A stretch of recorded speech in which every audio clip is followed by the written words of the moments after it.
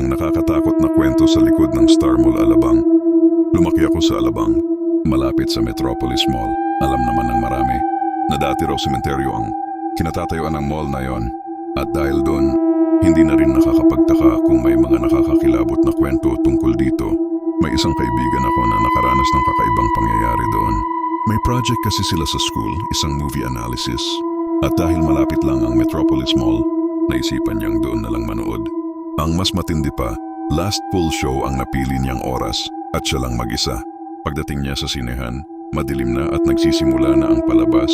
Isang comedy movie ang pinanood niya kaya halatang masaya ang mga tao sa loob.